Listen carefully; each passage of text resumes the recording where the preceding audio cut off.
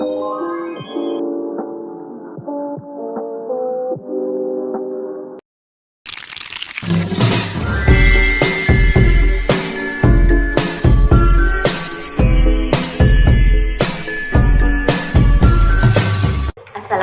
warahmatullahi wabarakatuh. Salam literasi. Saya Heni Rohaini, pembimbing literasi numerasi dari SDN Cikalong 2. Pada tantangan bulan Juni 2026, kali ini saya akan mereview artikel pada majalah Nalar yang telah saya baca. Artikel pada majalah Nalar yang telah saya baca berjudul Menakar Arah Pendidikan Kita Membaca Rapor Literasi dan Numerasi Indonesia 2026 dengan penulis Hasbi Amali, halaman 18, sumber majalah Nalar edisi khusus tantangan literasi 1 2026.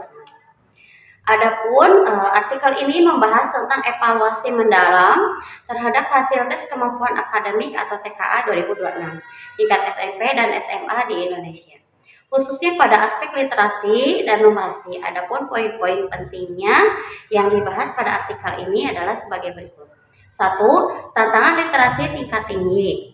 Di sini pada paragraf pertama di sini menjelaskan tentang meskipun mayoritas siswa sudah lancar membaca teks dasar, namun mereka masih mengalami kesulitan dalam aspek literasi tingkat tinggi.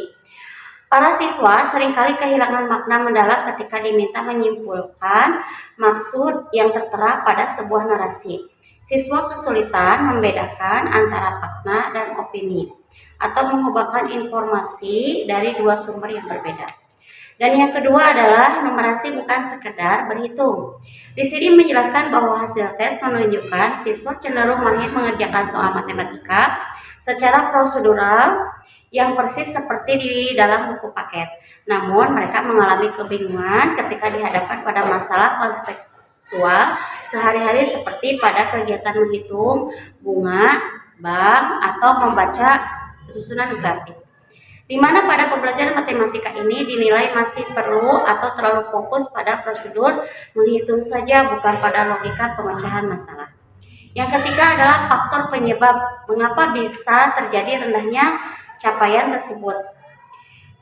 Itu ada beberapa efek. Yang satu, efek transisi digital.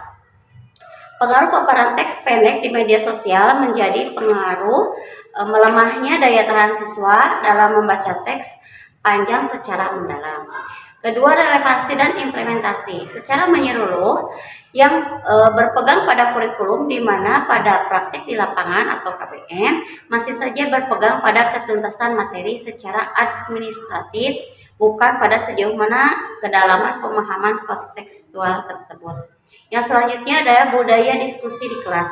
Diskusi merupakan hal penting dilaksanakan di kelas secara menyeluruh dan bersama seluruh siswa, namun terkadang ruang kelas masih didominasi dengan kegiatan satu arah dari guru, yaitu dengan masih menggunakan metode ceramah, dan tentu saja hal itu mematikan nalar kritis siswa.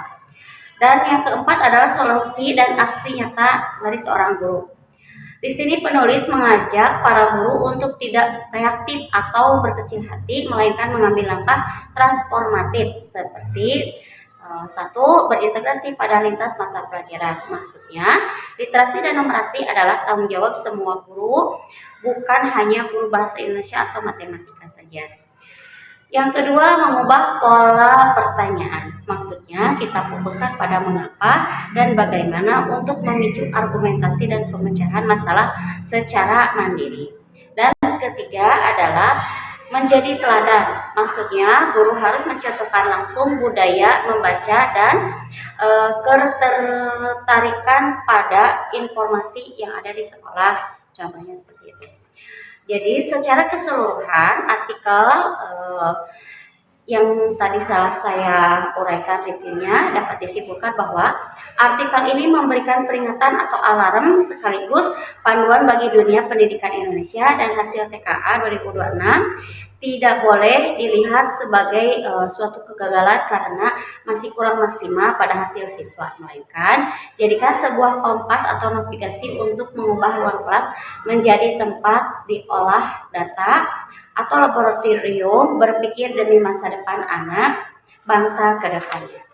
Demikian review artikel majalah Nalar yang telah saya baca, dan demikian pula tantangan literasi numerasi pada bulan Juli 2026. Wassalamualaikum warahmatullahi wabarakatuh. Salam literasi.